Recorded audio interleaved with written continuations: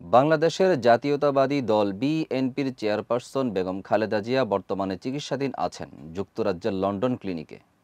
কনকনে শীত উপেক্ষা করে তার ছেলে এবং দলের ভারপ্রাপ্ত চেয়ারম্যান তারেক রহমান মায়ের জন্য বাসা থেকে রান্না করা খাবার নিয়ে গেছেন।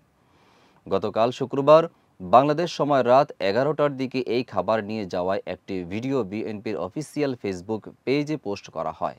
ডেস্ক নিউজে বিস্তারিত জানাচ্ছেন সিদ্ধি জান্নাত। তারেক রহমান ও পুত্রবধূ ডাক্তার জোবায়দার রহমান হাসপাতালের উদ্দেশ্যে কয়েকটি খাবারের বক্স নিয়ে যাচ্ছেন। এ সময় সেখানে উপস্থিত ছিলেন যুক্তরাজ্যের বিএনপির নেতারা এবং বিএনপির নির্বাহী কমিটির সদস্য তাবিত আউয়াল। উল্লেখ্য, বাংলাদেশ থেকে ভালো চিকিৎসার জন্য গত মঙ্গলবার 7 জানুয়ারি লন্ডনে পৌঁছান খালেদা জিয়া। সেখানে তিনি গত বুধবার ক্লিনিকে ভর্তি হওয়ার পর থেকে তারেক রহমান মায়ের পাশে রয়েছেন এবং নিয়মিত খাবার নিয়ে যাচ্ছেন।